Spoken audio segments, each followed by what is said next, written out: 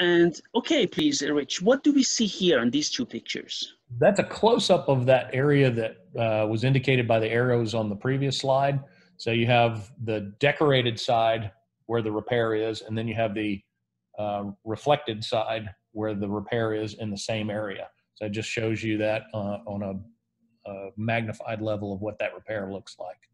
Rich, when do you think they made this repair on this piece? It's hard to tell. It could be an ancient repair. It doesn't look very precise. I know a lot of the restorers now would have gone to great lengths to try to reproduce the decoration on the decorated side, which was not done here. So it could have been an older or ancient repair. Okay, interesting. Hard to tell. Yeah. Okay, this is just the same piece photographed from a different angle. Am I correct? Right. Yes. And then you have a conclusion there. Oh, I'm sorry. This is a reference. That was a reference. That was a reference. Was a similar Eastern Han piece from a private collection in China. Ah, sorry. And similar piece. Yeah. As a reference, yes. Okay, now this is interesting. What do we see here? This is, it's called a jun, and my pronunciation might not be perfect, but that's as close as I can get. This would be the foot end of a polearm.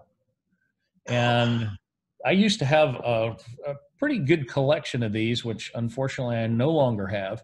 These are amazing little pieces. They range in all shapes and sizes. One of the common things you'll find, though, and appreciate as a martial artist is the socket shape is a teardrop shape. Yes. So that allows you to index the blade of the weapon while you're holding the shaft. Yes. So you know where the blade is pointing without having to look at it. That's right. So amazing. And okay, I don't need to ask. And I've seen all types of these with a little bit of decoration like this one. Some of them were ornately decorated. Some of them were even lacquered. Some of them were inlaid with gold and silver. There's no end to the varieties of these little guys. Could you please explain? Okay, these are authentic pieces for sure, right? And yes. Could you please explain to us, for our viewers, where is the top, where is the end when you put the blade inside? So this is the very bottom of the wooden pole that Yes. would go on a polearm that's going to be anywhere from 4 feet to 6 feet in length. It would have an axe protruding from one edge and probably a spear from the opposite end of the pole. And so this is basically a terminal for the bottom end of the pole. Okay, very interesting. Kind of like the hammer at the bottom. Yeah, that's and right. I am not familiar with the martial art usage of this particular weapon, but I am familiar with how they're constructed. Okay, and these are different types of it, right? That's just one little page out of one book on the many different styles and types of these that you can get. And you see the teardrop shape of the socket? Yeah. That's how you index the blade of the weapon, which obviously we don't see the blade on the staff here because we're just focused on this little terminal. But that would allow the user to be able to know, no matter which way they're swinging the stick, where the blade is pointed. Interesting. Magnificent. Unbelievable. Very nice. Okay, what do we see here, please? Let's see. Show a small crack, it looks like, on the first image. Yeah. Possibly from a reconstruction based on my notes. Yeah. And a little bit of fracture. As the metal becomes more and more corroded, it becomes more and more brittle. And that's one of the dangers with some of these is they may look intact on the outside, but one slight little jar could snap something into a million pieces. Is it what they call bronze disease, or is it a different thing? Bronze disease usually looks like little blisters. They're fairly uniformly round. They're typically, they may not be perfectly round, but they look like little blisters that pop up on the surface, and they have a very powdery corrosion to them. It's a chloride reaction that, again, if I had my chemist here to explain it, he would probably do a better job. but it usually comes from chlorides and moisture in the environment that starts a chain reaction in the bronze itself. And if it's not treated, it will completely consume the piece. It's one of the only forms of corrosion that is really, really dangerous to the survival of any piece of bronze. And, how can you treat it, Rich? How can it be stopped or treated? I had success on some very old Asian pieces by first using a dental scaler to get all of the corrosion, all the visible corrosion off of the piece. And then I would submerge the piece in deionized water for a lengthy period of time, several weeks, if not several months. And when you do that, the remaining chlorides, you'll notice you can watch them in the deionized water. They'll off-gas. There'll be little bubbles of off. When the off-gassing ceases, then I pull the piece out of the water and I clean it again. And when I say clean, I mean just with water.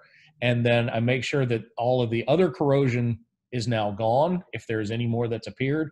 And then I'll submerge it again and wait and see if there's any additional off-gassing. If not, I'll pull it out and treat it. There's a couple of things you can do depending on how you feel about the piece at the time. If I just dry it off and I keep it dry and I go back and revisit to make sure the bronze disease doesn't come back, typically that's enough. If you want to treat it with microcrystalline wax or something to seal it so that nothing else gets in, that's something that you can do also. The only issue with that is if you haven't gotten all of that bronze disease out, the microcrystalline wax will simply seal it into the surface, and over time will cause the problem to not just return, but actually be worse. So it's a difficult thing to do, but it can be done. Okay. So here, what do we see here? So this is a piece where you can see the corrosion in the metal is pretty extensive.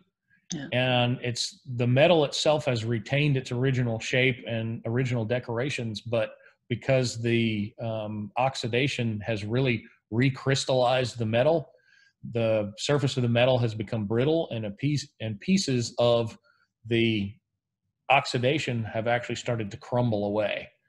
Yeah. So the piece, it may stay like this for another 1,000 years, but this tells you right off the bat it's kind of fragile. And do your best. If you own ancient bronze, checking it every now and then just to make sure that the corrosion is not getting visibly worse. Because remember, these processes take place over hundreds, if not thousands of years. And if we can notice a difference in the time that we're the custodians of these pieces, then there's something that should probably be addressed. Okay. And you call it the garden of green crystalline structures, right? Yeah. It is. It's just that, and that's what it looks like to me. It's just a beautiful array of all of these things. And I say a garden because they grow. They don't grow as quickly as plants, but they are certainly as beautiful, and they do grow. Okay, interesting. And what do we see here? So we have an X-ray of the object on the far right of the image. We have the standard photograph of the image on the far left. And in between, one of the inexpensive tools that you can use to typically locate either artificial patinas or repairs is the use of a UV light. Not all, but some adhesives will glow under UV.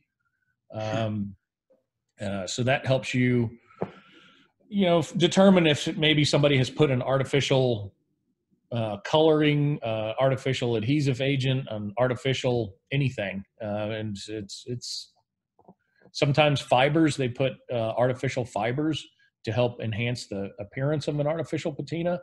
Artificial fibers would glow under UV typically in a lot of cases. So UV is something, it's cheap, it's quick, and it'll tell you if there is something there. Other than that, that's probably the limit of its uses. But if they hire me to do it, I'll sure show them the pictures. Sure. And what is this here? Oh, the measurements. I see that. And this shows how the piece would have been applied to the overall weapon in general. So you see the long shaft and you see the axe at the top. Yeah. And that particular type of weapon, to my knowledge, is unique to the ancient Chinese. Yeah. You could hook horse legs with that. You could pull a rider off of a horse. Yeah. You could certainly use the hammer side of the blade up there to inflict all levels of damage. Yeah. You will also sometimes see an added spear point at the top of this pole, just above the axe.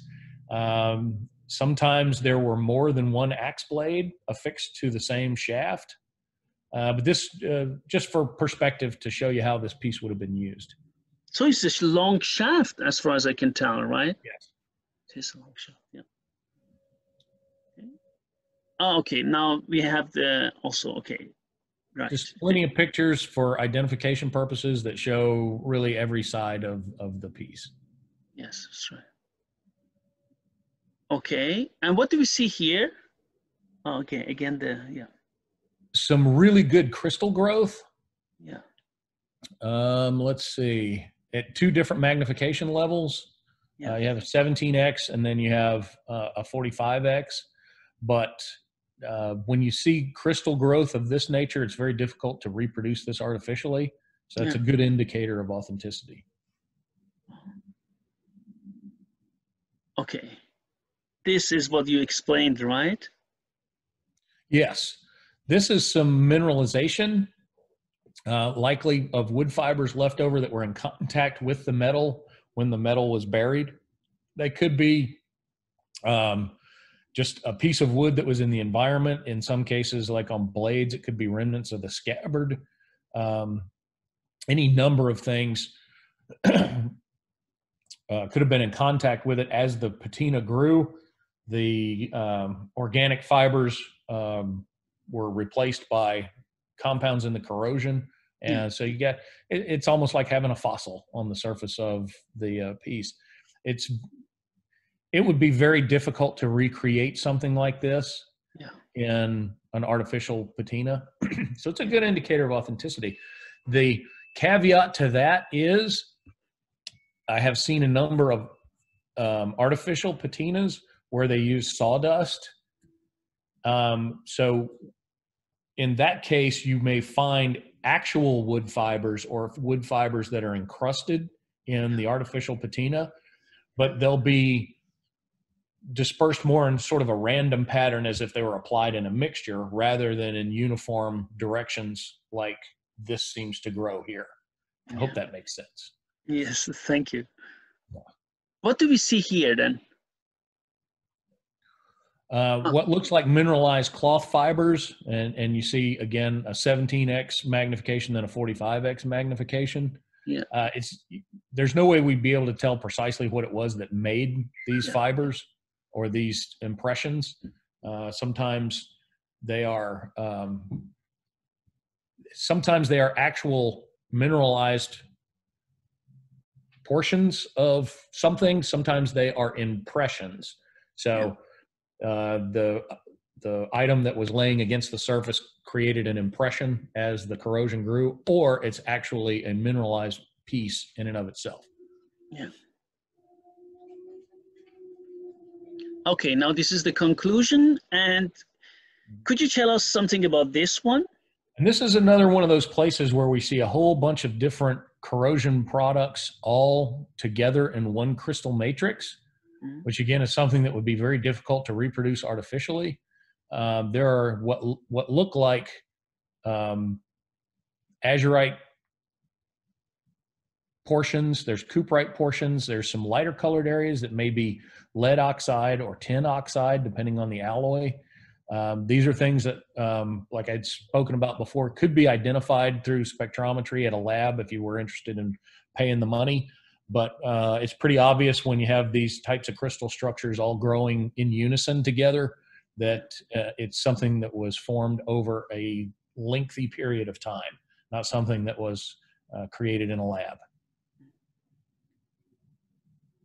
Okay, now I was fascinated when I saw that. Please tell us about this one. And you're not the only one. This piece was something that I got from a private collection, probably at least 15 years ago. It was a small dagger from a minority Asian culture called the Chang, the same one that was referred to in the inscription of the mirror. Yeah. But when I started doing my patina analysis, I started seeing these fossils or pseudomorphs of insects all over the blade of this particular dagger. And that is something that I have never in my life seen before. Not only that, I've never heard of it happening before. Yeah.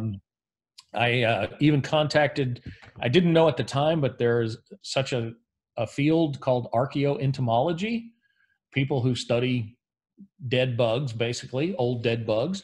And I sent him images of these things, and he was able to identify not the precise species, but pretty close of what insects these were. And I would have to go back and check my notes because I don't remember things like that. But just he was explaining to me how rare it is to find fossils, excuse me again, fossils of insects, and especially ones that are so well preserved. And I believe, if I recall correctly, one side of this dagger had close to 200 microscopic insect fossils. How did it happen?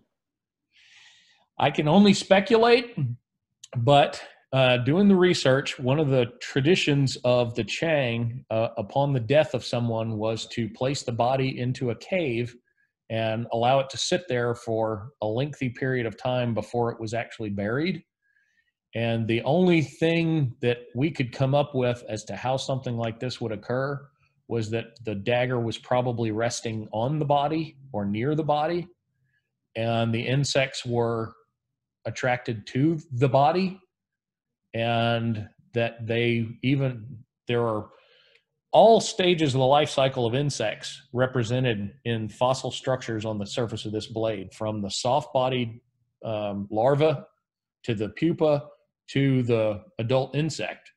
And that's what made this piece just an absolute joy to find. I can't tell you how much time I spent mapping every individual fossil on both sides of the blade of this piece. But I'm actually still working on that report.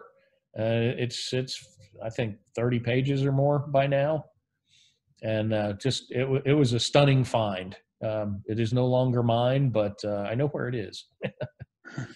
It's fascinating, because when I saw that, I was also thinking about it. I mean, it could have not been during the casting process, that for sure. Absolutely not.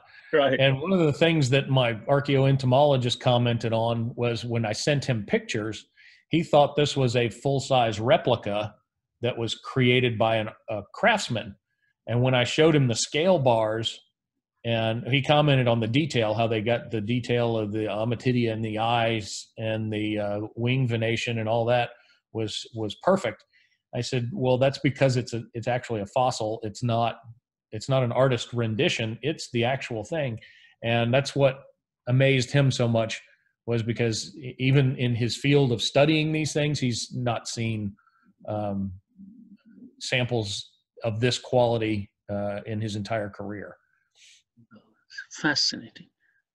What do we see here, Rich, please? The cuprite crystals, when they grow over time, are typically, I believe it's cubic in nature. And when they grow like this, I'm not going to say that you could not recreate this in itself in a lab, but having it created and having it exist in the same matrix with these other crystal formations would be difficult, if not impossible.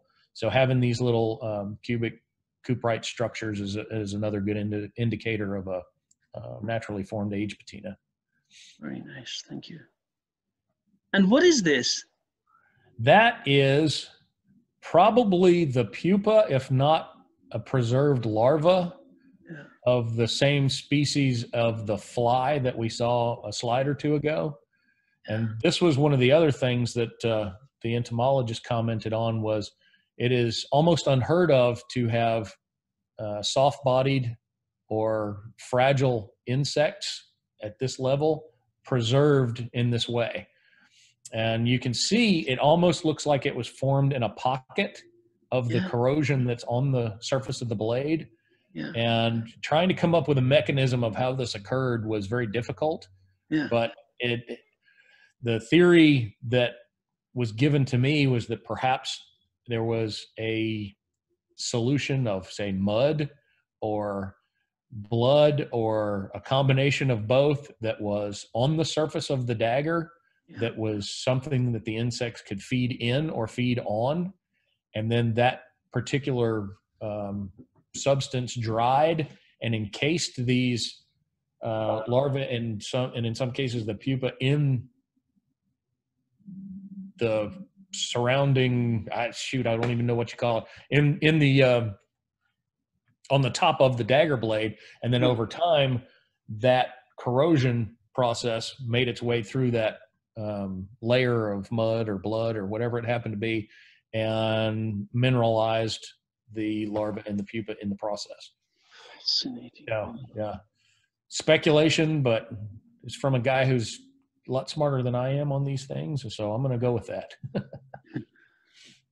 Okay, this is the scale of it, right? Could you tell us what bubbles, right? They look like bubbles. The technical term for them is Botryoids, but that's one of the ways that malachite and azurite crystals can form, is in these little spheres or globules.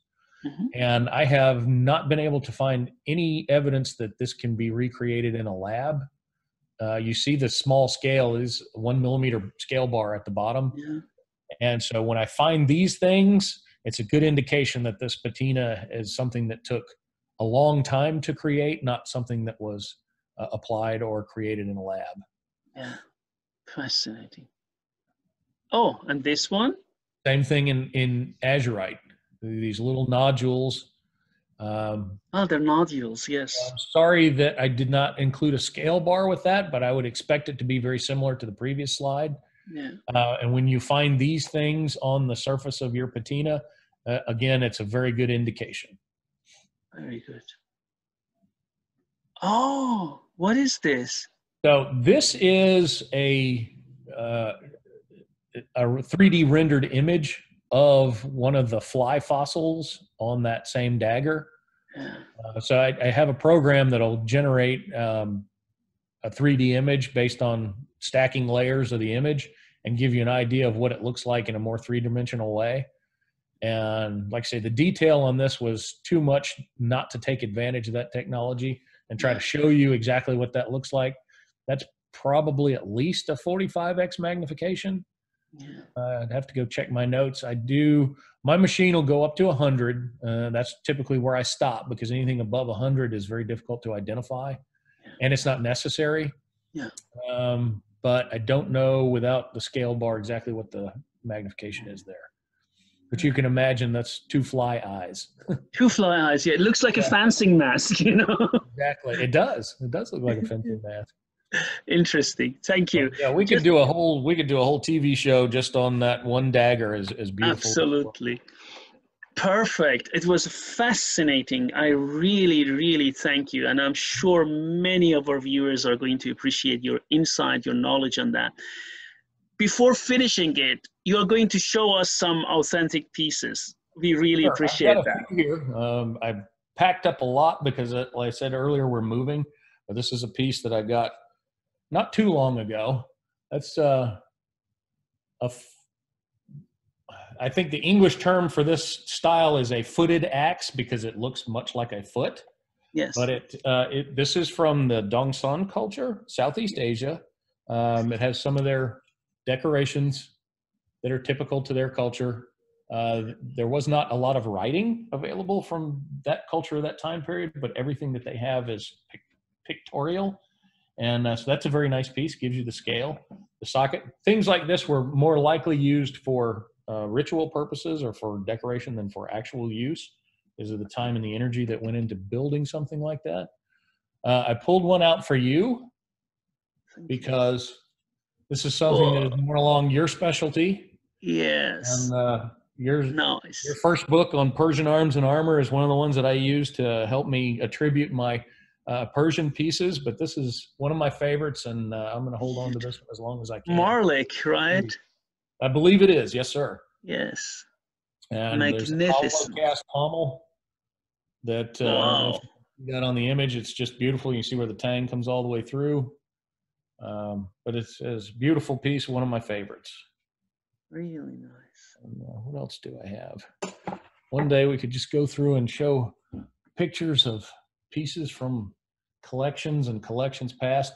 This is from the same culture that the axe came from, and it's very large. Typically, we don't see them this large, but the Dongsam are some of the only cultures that created the spears and the daggers with these holes in them. Some of their pieces, the casting is so intricate and so really remarkable that I've had foundries look at them and say they wouldn't know how to cast something of that detail, even with current technology. You notice these type of patinas that you see on these pieces, they're lighter and more green. That's from the alloy. The Dongsam used more tin in their bronze than most any of the other cultures, and it corrodes in that lighter appearance. I had the mirror. That's all I've got at the moment. Perfect. But you know, we can do another one after I get moved, and I'll try to pull out. Yes, absolutely. And we can surely make another one. You want to talk about. Absolutely. Rich, I would really like to thank you for today. It was really magnificent, and I'm sure we are going to just separate it as usual in different sections, right? Okay. And it was really very, very, I mean, for me, I learned a lot and rewarding, and I'm sure for many people as well. And thank you very much, Rich. Oh, sure. Thanks for having me. Thank you. I'm going to just say goodbye to you. Bye.